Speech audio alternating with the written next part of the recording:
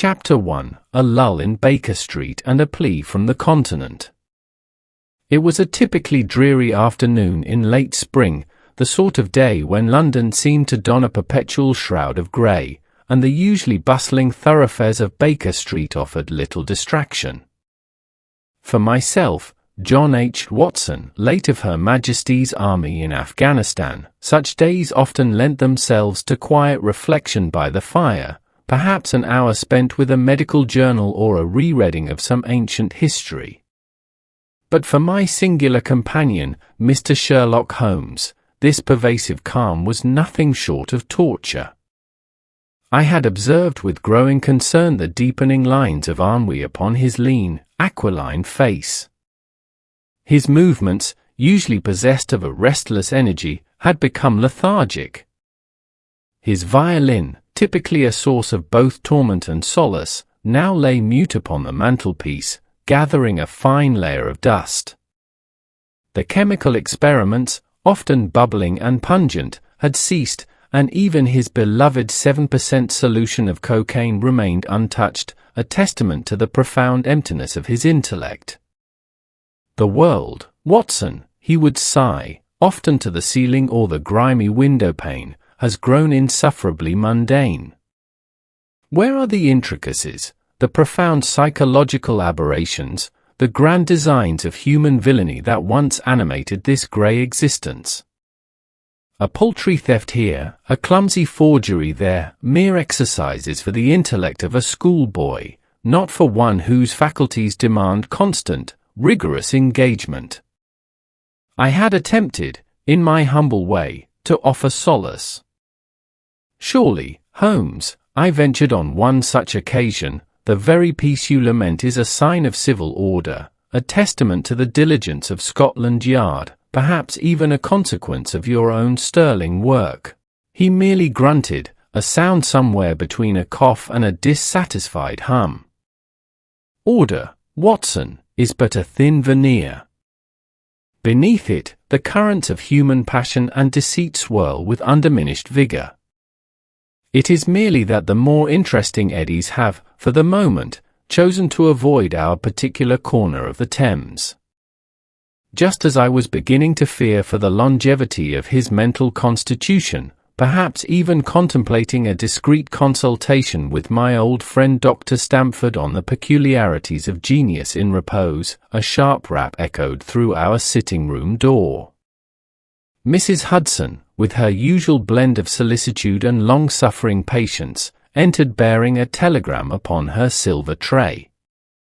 Holmes, whose eyes had been fixed upon the swirling patterns of smoke from his pipe, straightened imperceptibly. The telegram, though small and seemingly innocuous, possessed the potential to be a spark for the smouldering fire of his mind. He took it from the tray, his long fingers tearing the envelope with an almost predatory swiftness. I watched as his eye scanned the terse lines of text.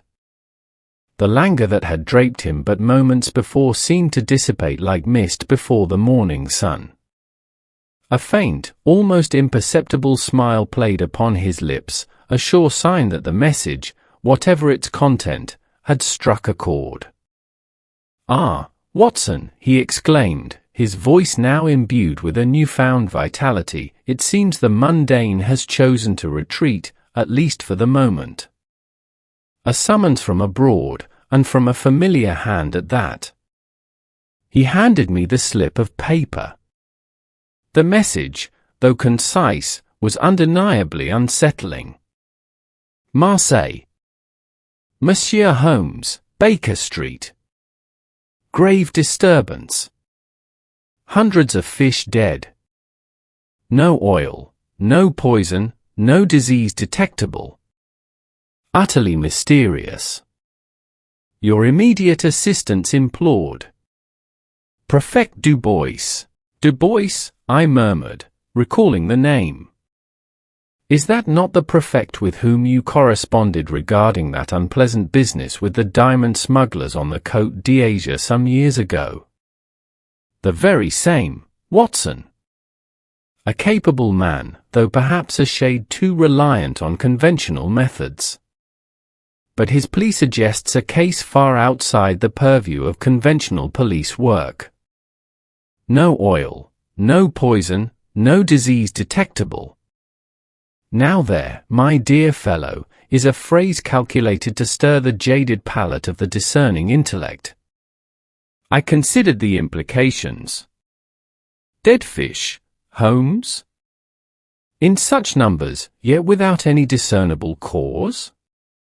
It sounds less like a crime and more like a natural calamity, or perhaps some obscure aquatic plague. Precisely, Watson, and it is in the very inexplicability of the phenomenon that its appeal lies. Were it a simple matter of industrial effluent or an outbreak of some known contagion, Du Bois would not trouble himself to dispatch a telegram across the Channel. No, this suggests an unknown factor, a deviation from the expected pattern, and such deviations are the very breath of life to my profession. He stood, stretching with an almost feline grace, the dust from the violin now forgotten. Pack your Gladstone bag, Watson. And do not forget your warmest tweed, for though Marseille promises sunshine, the winds of mystery can often be chilling. It seems Baker Street must, for a time, exchange its familiar gloom for the sun-drenched shores of Provence. Chapter 2: The Scent of the Sea and the Stain of Death. The journey from the grey sobriety of London to the dazzling, sun-drenched vibrancy of Marseille was a swift transition. We arrived by train, the landscape transforming from verdant English hills to the rugged, sun-baked beauty of Provence, culminating in the sparkling azure of the Mediterranean. The air, heavy with the scent of pine and salt, felt like a cleansing breath after the enclosed atmosphere of our Baker Street chambers. As we stepped onto the platform, the clamour and colour of Marseille engulfed us. The rhythmic clang of distant ship bells mingled with the boisterous chatter of dockworkers, the aroma of garlic and olive oil wafted from unseen kitchens, and the dazzling sunlight seemed to infuse every corner with a pulsating energy. It was a city alive, a stark contrast to the quiet desolation of the problem that had drawn us hither. Waiting for us, a figure of solid build and formal bearing, was Prefect Du Bois. He was a man in his late 50s, with a neatly trimmed moustache and intelligent, if somewhat harried, eyes. Though I had only met him briefly on Holmes's previous engagement in France, I recalled him as a capable and unflappable official. Now, however, there was an unmistakable shadow beneath his eyes, and a tension in his shoulders that spoke volumes of his distress. "Monsieur Holmes, Dr. Watson," he greeted, his voice a gravelly murmur, shaking our hands with a grip that betrayed his anxiety. "It is a grave pleasure to see you, though I confess, I wish the circumstances were less perplexing."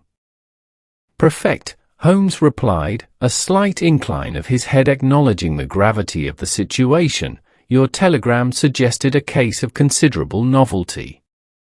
Such matters are often the most fertile ground for observation." Du Bois merely grunted, ushering us into a waiting carriage. "Novelty, Monsieur Holmes, is one thing. Utter incomprehensibility is another. Come, I shall take you directly to the beach where this tragedy, for it is nothing less, first made itself apparent." The carriage wound its way through narrow, winding streets, past sun-drenched squares and the bustling Views port, until it reached a stretch of coastline slightly removed from the main tourist areas. Even before we disembarked, a faint, sickle-sweet odour, distinct from the usual tang of the sea, reached us. It was the unmistakable smell of decay, made all the more unsettling by the brilliant clarity of the Mediterranean day. As we stepped onto the sand, the scene before us was one of both beauty and horror. The sun sparkled on the gentle waves, and the beach itself was a pleasant crescent of pale sand. Yet, scattered along the high water mark, and drifting sluggishly in the shallow, clear waters, were hundreds, perhaps thousands, of dead fish. They ranged in size from tiny, shimmering sardines to larger, duller base, their scales no longer reflecting the light but instead dull and lifeless. A small crowd of locals, their faces etched with a mixture of fear and bewilderment, stood at a respectful distance, occasionally pointing and murmuring. A gendarme stood guard, preventing anyone from disturbing the grim spectacle further. Holmes wasted no time. Without a word, he produced his magnifying glass and knelt beside a particularly large specimen, a silvery fish whose eyes were clouded over. He examined it with a meticulous intensity, his gaze sweeping over its scales, gills, and fins. He gently prodded its belly, then carefully parted its gills. "Observe, Watson," he said, without looking up. "No external lesions, no signs of struggle. The scales are intact, the skin unblemished. It is not, by all appearances, a case of poisoning by contact." He then moved swiftly along the beach, his lean figure stooping here, pausing there, his eyes missing nothing.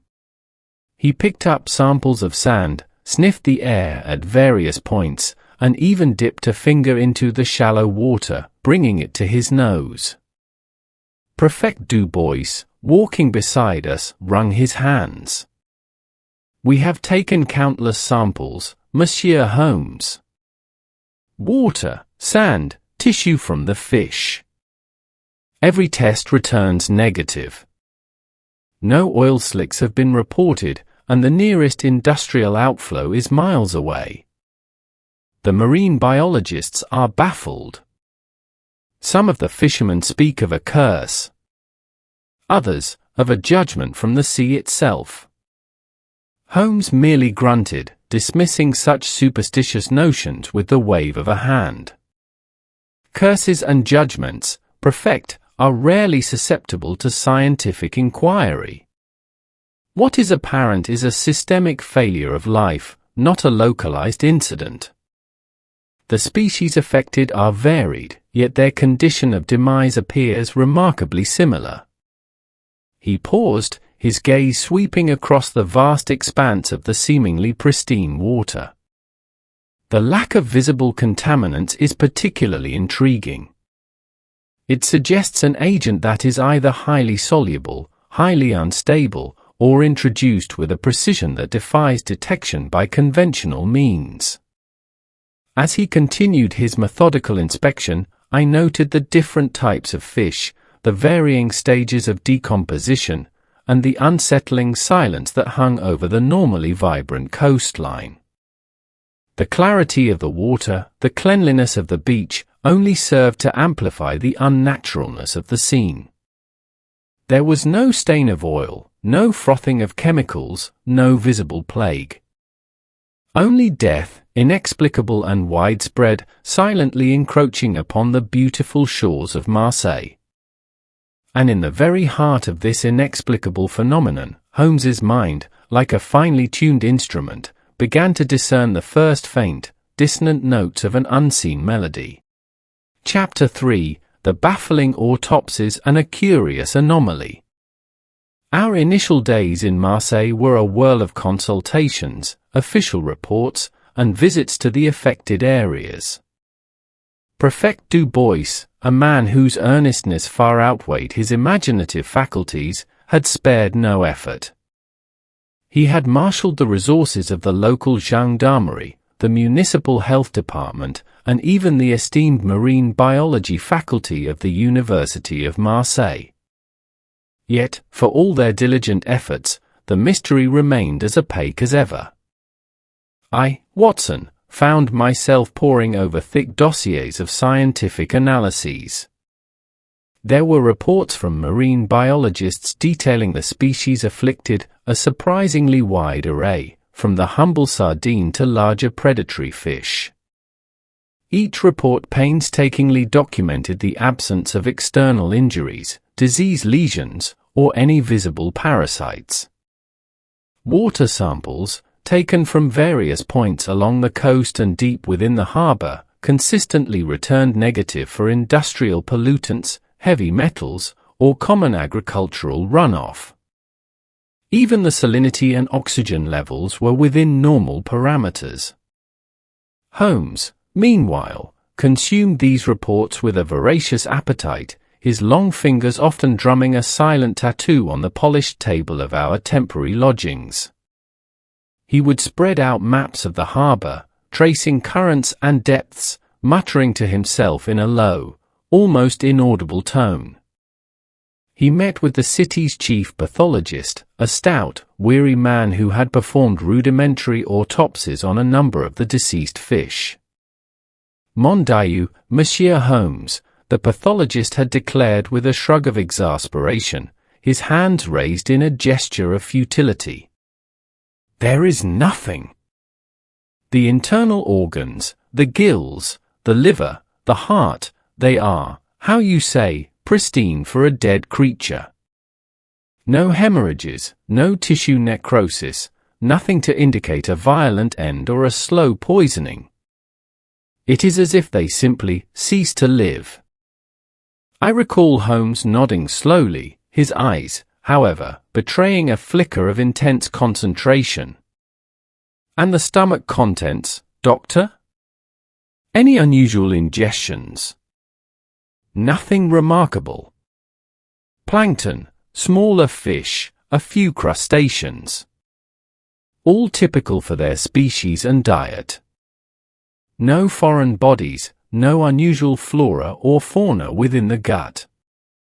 The pathologist's report, which I later read, was a testament to his thoroughness and, simultaneously, to the perplexing nature of the case. He had even sent tissue samples to laboratories in Paris for advanced toxicological screening, all of which had returned inconclusive. No known toxin, natural or artificial, was present in any detectable quantity. Days bled into one another, marked only by the growing pile of identical, nullifying reports. The local press, initially gripped by the macabre phenomenon, had begun to speculate wildly, dabbling in tales of ancient curses, submarine tremors, and even some ludicrous notion of extraterrestrial influence. Holmes, however, remained impervious to such flights of fancy. He dismissed each conventional explanation with a dismissive wave of his hand, a sharp, pithy remark, or, most tellingly, a prolonged silence that indicated his mind was working on a different, more intricate plane. Watson, he announced one evening, without preamble, after a particularly long session with a magnifying glass over a microscopic slide of fish gill tissue. The failure to find evidence is, in itself, a form of evidence. The common threads weaving through these disparate reports are not what they contain, but what they lack. He pushed a microscopic slide towards me. Observe this, Watson. This is a section of gill tissue from a sardine, one of the first victims found. And this, he indicated another slide, is from a larger tunny, recovered yesterday. I peered into the eyepiece. To my untrained eye, the cellular structures appeared normal enough for dead tissue. I confess, Holmes, I see nothing untoward. Cellular decay, perhaps, but no obvious pathology. Precisely, he said, leaning back in his chair, a faint smile playing on his lips. No obvious pathology. But look closer, Watson. Look at the uniformity. Do you not find it curious? I squinted, adjusting the focus. Uniformity of what, Holmes? The cellular structure itself. There are minute alterations, certainly, indicative of the fish's demise. But observe the consistency across these different species, and across the various samples we have received. It is not the chaotic, unpredictable cellular breakdown one expects from natural death or general poisoning. Rather, it is a highly ordered, almost orchestrated, cellular collapse. He paused, allowing his words to sink in.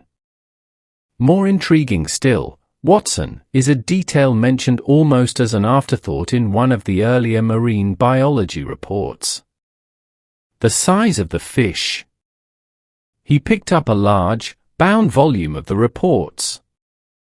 Here, on page 17, the good Dr. Leblanc notes that while many species are affected, there is a marked prevalence of specimens exhibiting what he vaguely terms unusually robust growth for their age.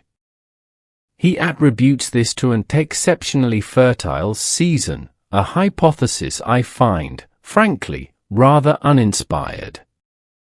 Unusually robust growth. I echoed, a flicker of comprehension beginning to dawn. Indeed.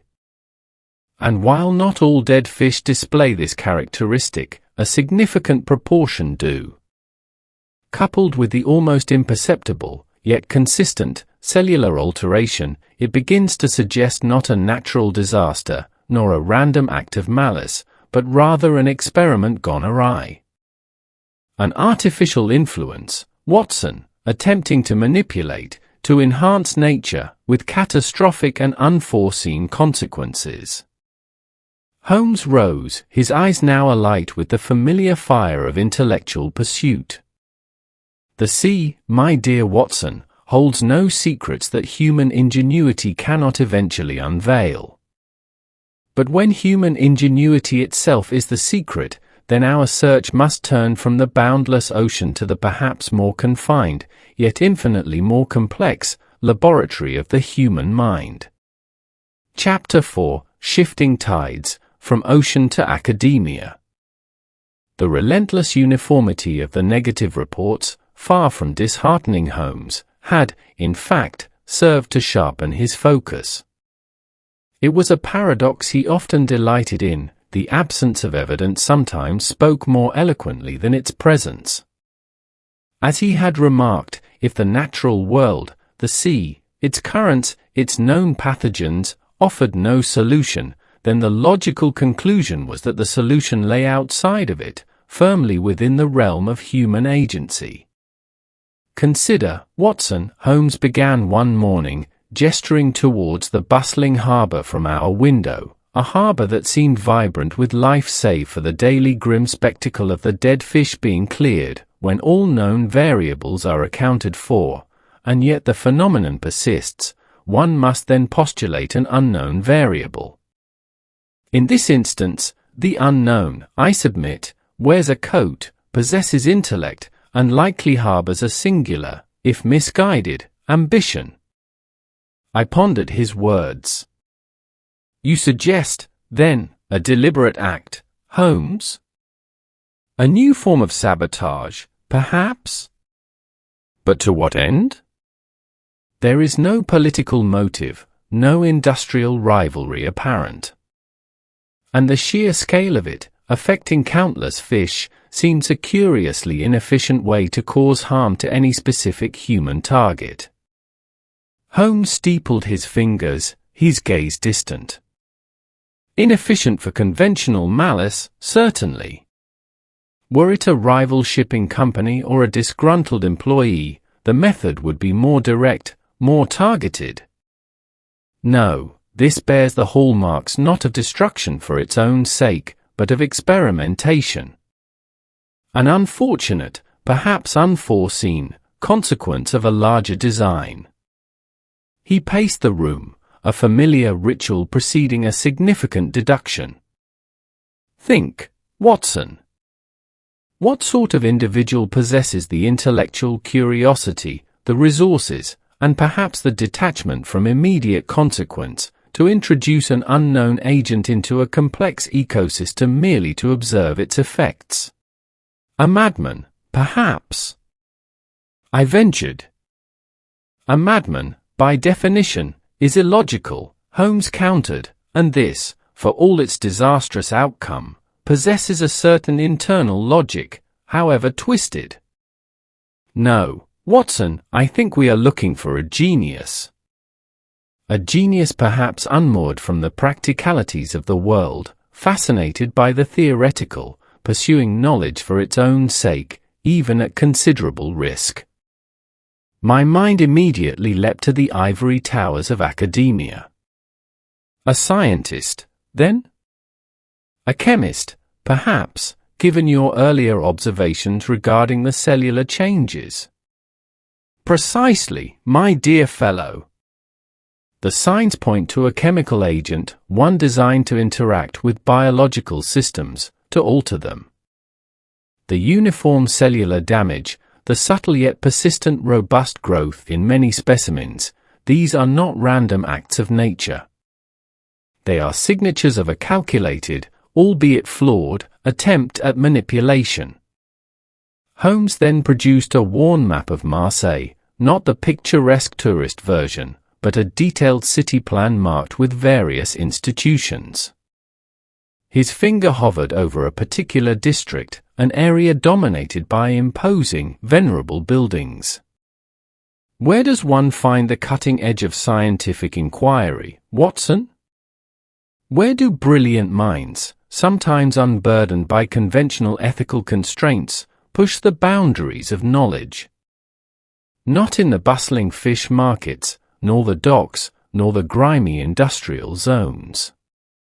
No, our quarry is more likely found within the hallowed halls of learning. He tapped a specific building on the map. The University of Marseille. More specifically, the Department of Organic Chemistry. It has a reputation, I recall, for a certain adventurous spirit in its research. A Professor Alastair Finch, I believe, gained some notoriety a decade ago for his controversial theories on bioaugmentation in aquatic life. His work, though dismissed by many as fanciful, demonstrated a keen, if somewhat reckless, intellect. I felt a thrill of anticipation, the familiar surge of excitement that always accompanied Holmes's unveiling of his next step. The mystery, which had seemed to emanate from the very depths of the Mediterranean, was now shifting inland, narrowing its focus from the vastness of the ocean to the specific confines of a laboratory.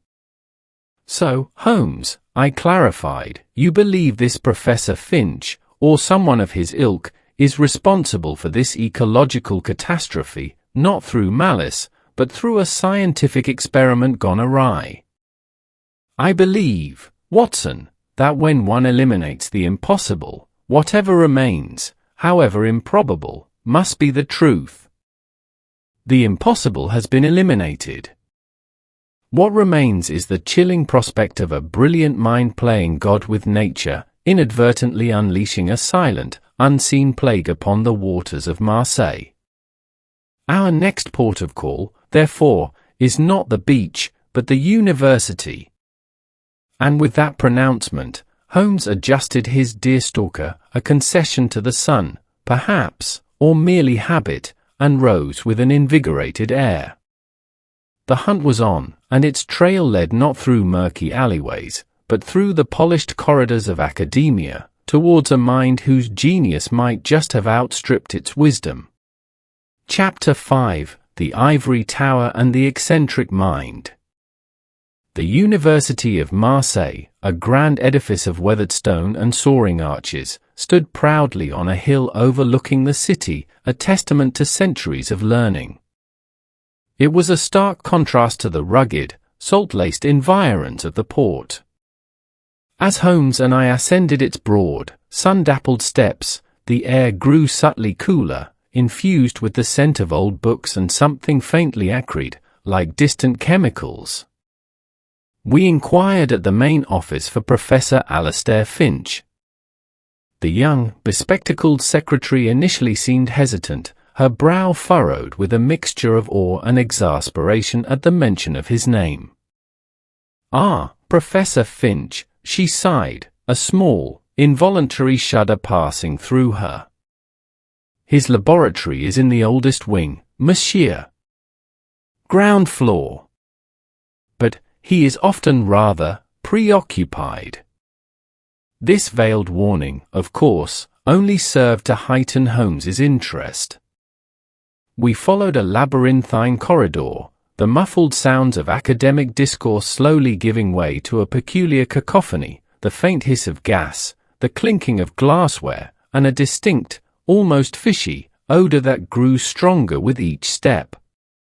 The door to Professor Finch's laboratory was ajar, revealing a scene of organized chaos that would have given a sanitation inspector apoplexy.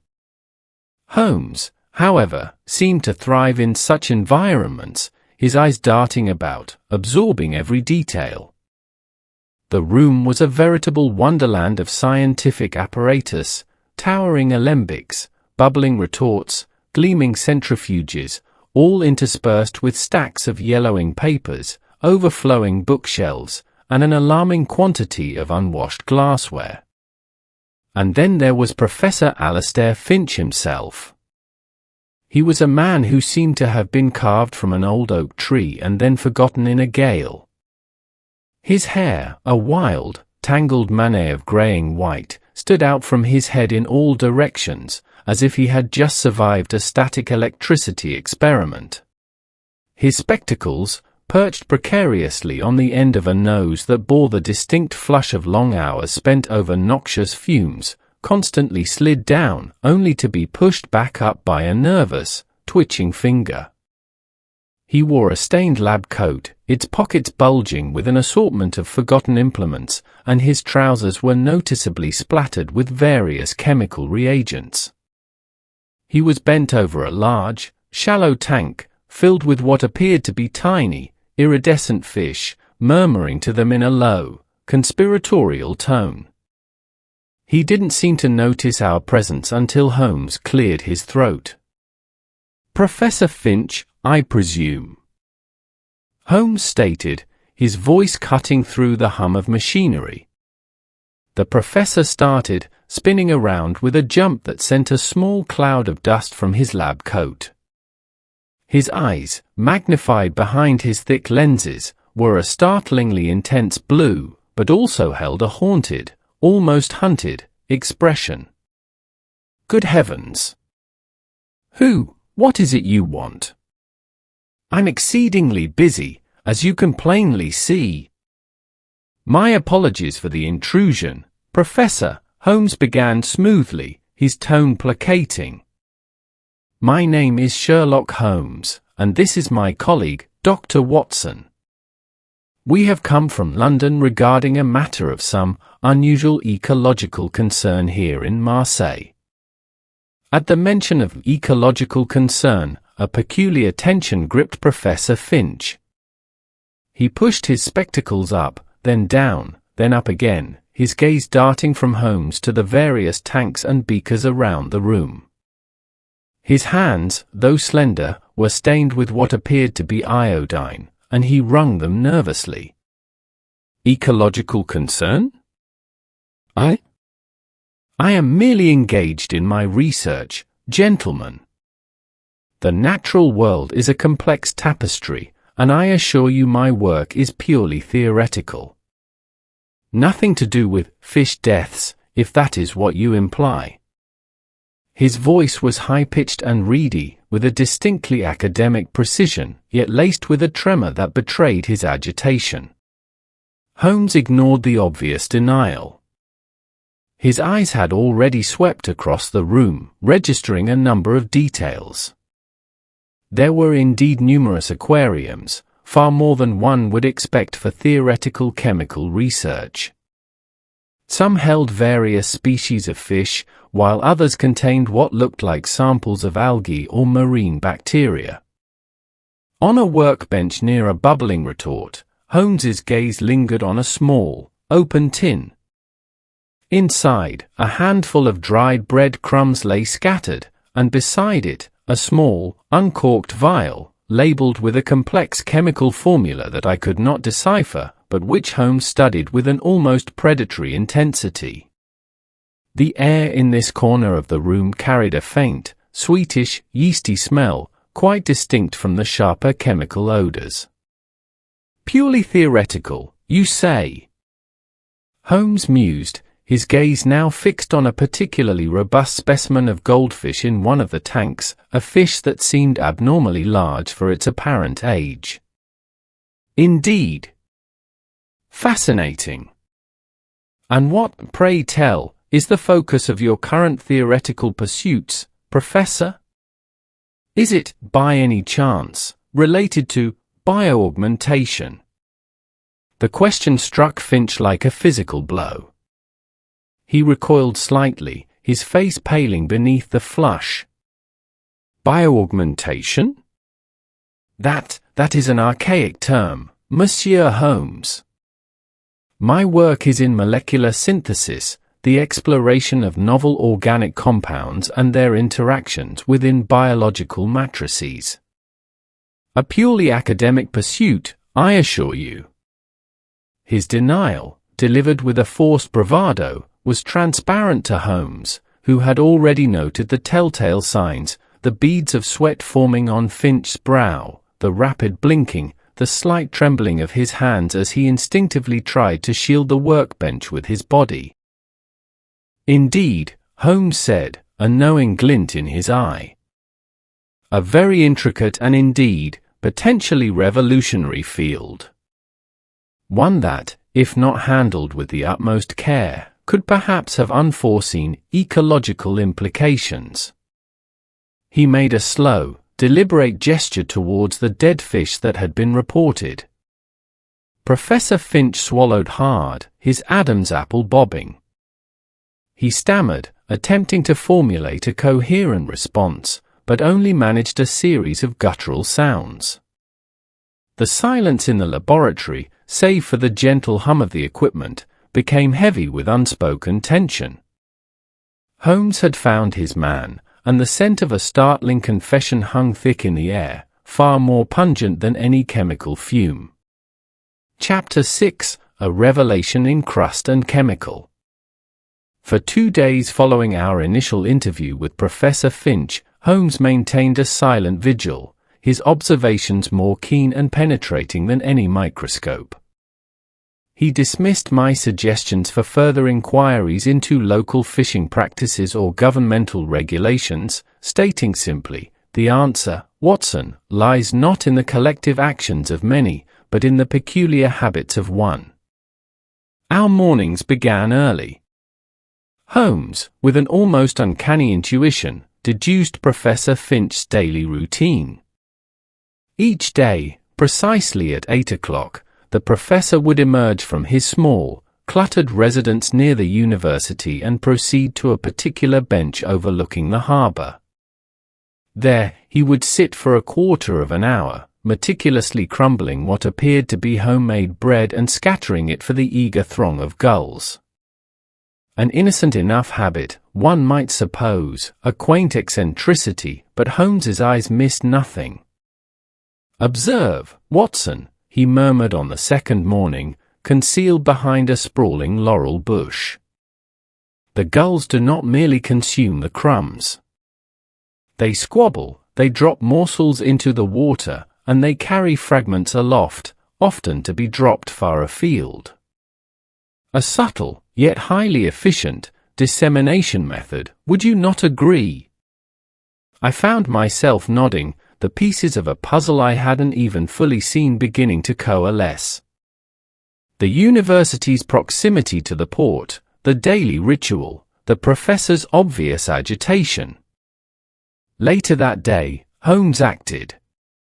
With a dexterity that belied his intellectual focus, he managed to secure a small, irregular fragment of the professor's bread, one that had been dropped by a particularly greedy gull and washed ashore. He brought it back to our rooms, handling it with the reverence one might accord a precious archaeological find.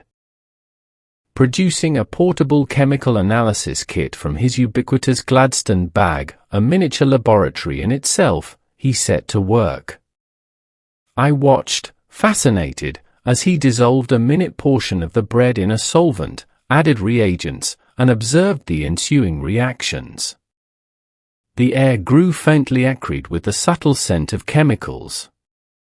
After a series of rapid tests, Holmes leaned back, a triumphant glint in his eyes. "It is as I suspected, Watson. Not a poison in the conventional sense, nor a contaminant. It is a complex organic compound, designed not to kill, but to enhance. A powerful growth accelerant, undoubtedly synthesized with great ingenuity, but with a catastrophic oversight as to its environmental impact." He pointed to a faint, purplish precipitate in a test tube. "And mixed, I surmise, with a yeast culture designed to aid its absorption and dispersal." The final piece of the puzzle clicked into place. The robust growth noted in the fish, the peculiar cellular changes, the absence of conventional toxins, all pointed to a single, reckless experiment. The bread, infused with the professor's concoction, was introduced into the ecosystem via the gulls, then spread through the water, eagerly consumed by the fish seeking nourishment. "We return to Professor Finch, Watson," Holmes declared, rising with a decisive air. "The time for subtle observation is past. It is time for illumination." We found Professor Finch once more in his laboratory, hunched over his notes, his face drawn and pale. The air was thick with the yeasty smell I had noticed before, now almost overpowering. He looked up, startled, as we entered, his eyes widening in a mixture of fear and, perhaps, a strange resignation. "Professor Finch," Holmes began, his voice devoid of accusation, yet resonant with authority. "We now understand the tragedy that has befallen the marine life of Marseille. We know of the novel chemical compound, the growth accelerant, and its unwitting method of dispersal. We know of the bread, Professor, and the gulls." Finch's shoulders slumped. He opened his mouth to protest, but no words came.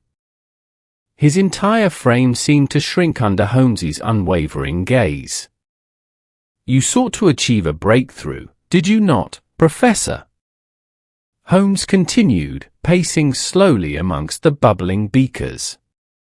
"To unlock the secrets of accelerated growth, to perhaps revolutionize aquaculture, to feed the world with boundless resources from the sea. A noble ambition, in theory. But the application, Professor, the application has proven disastrous." Holmes picked up the small, uncorked vial I had noticed previously, now confirming its contents with a sniff. "This, I presume, is the source. A potent brew, concocted with brilliance, yet administered with a naivety bordering on criminal negligence." The professor finally broke. He sank into a rickety chair, burying his face in his hands, his wild white hair shaking with silent sobs. It was to be my greatest triumph," he choked out, his voice hoarse with despair. "A simple amino acid chain, bonded with a unique catalytic enzyme. I infused it into a yeast culture, mixed it into the bread crumbs. The gulls, they would consume it, digest it, and excrete it into the water, a subtle, widespread distribution. The fish would then absorb it through their gills, through ingestion.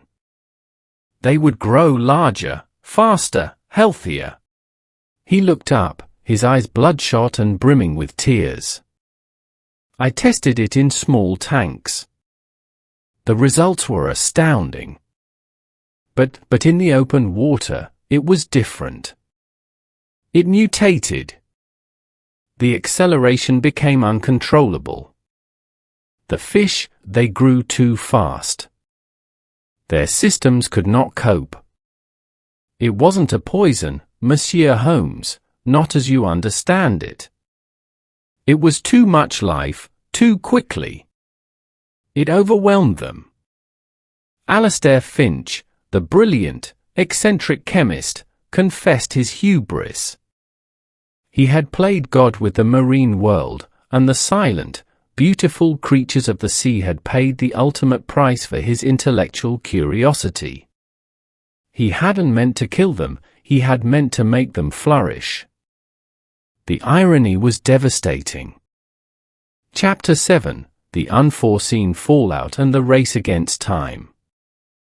The confession hung heavy in the air, a chilling pronouncement that transcended the bounds of mere criminal intent.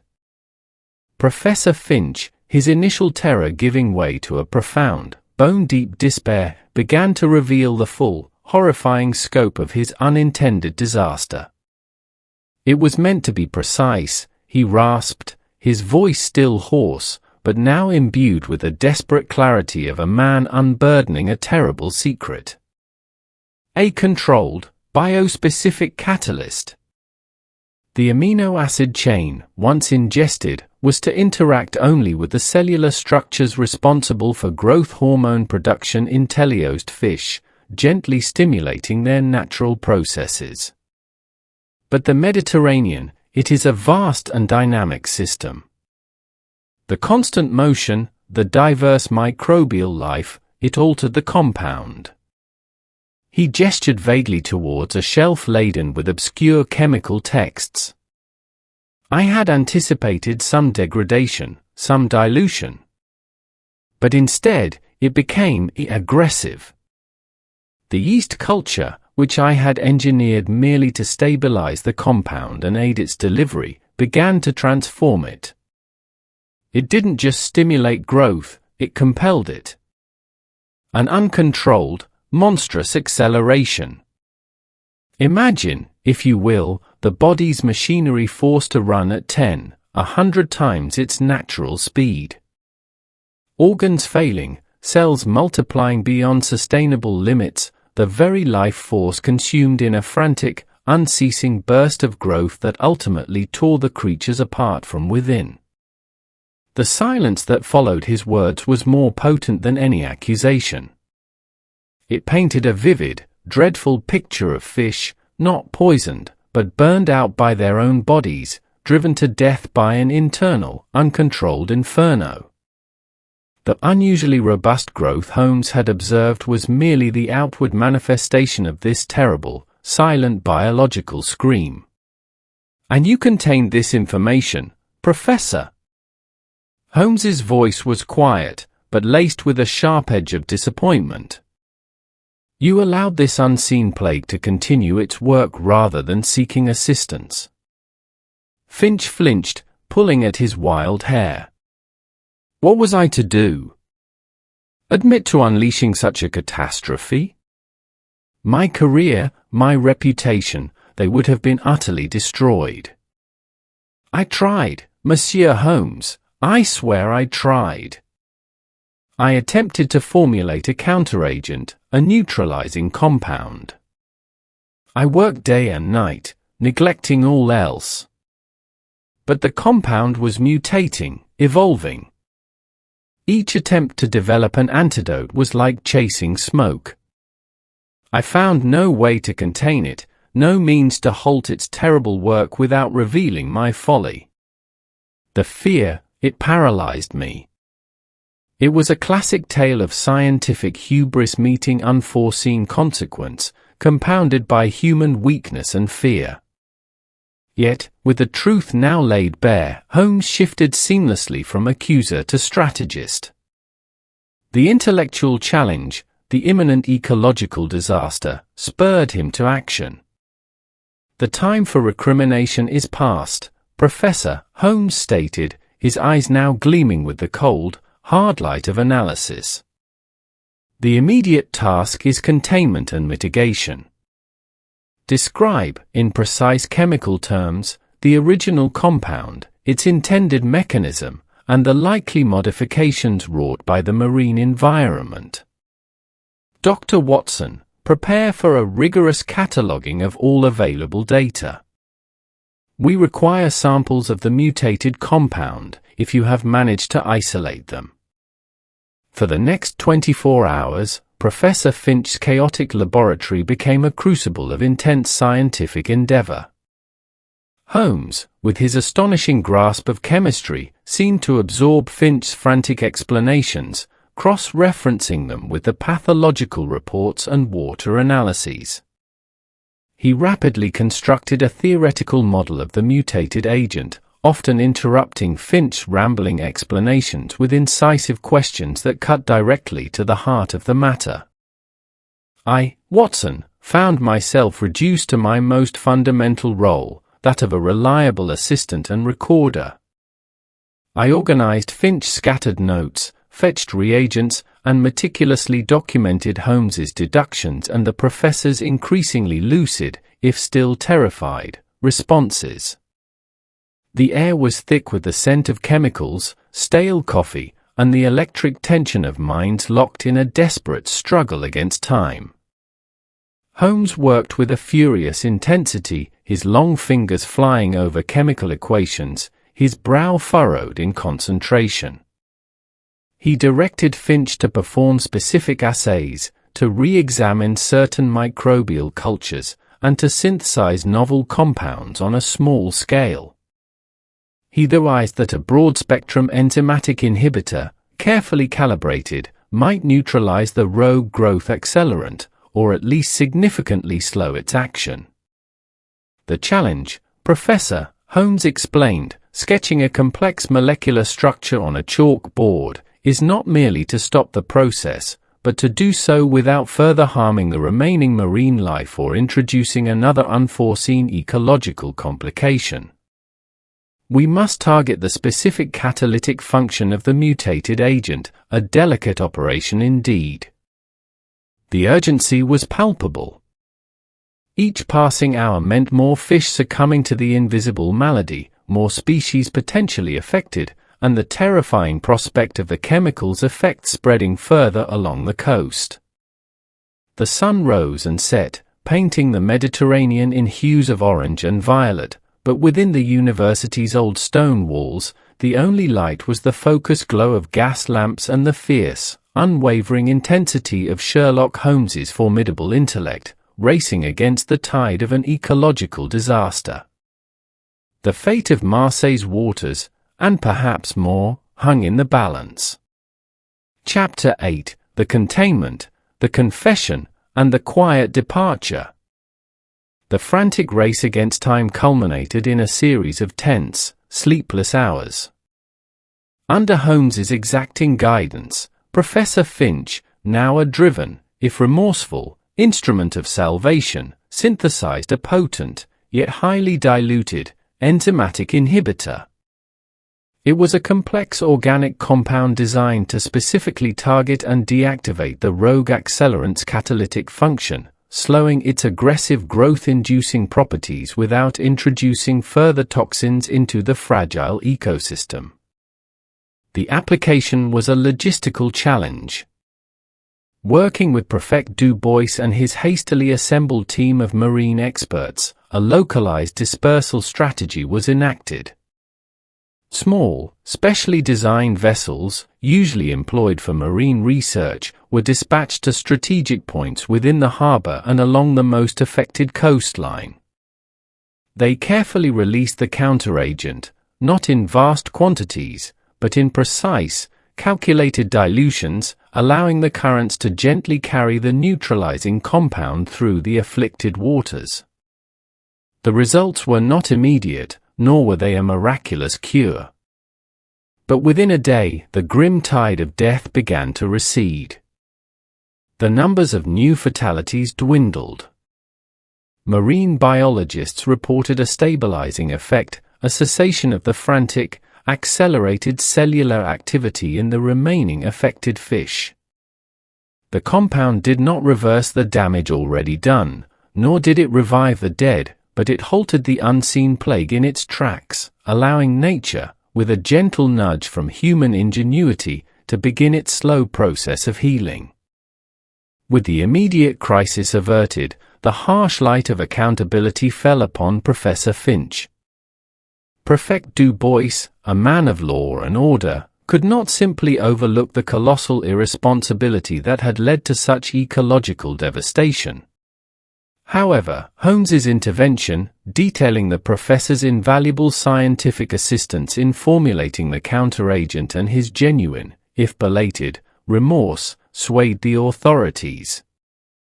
"He is a genius, perfect," Holmes had stated, his voice calm but firm, whose intellectual curiosity tragically outstripped his ethical foresight. But his cooperation, once the truth was laid bare, saved what might have become a far greater catastrophe. Punishment, in this instance, should be tempered with the recognition of his utility in rectifying his own grave error.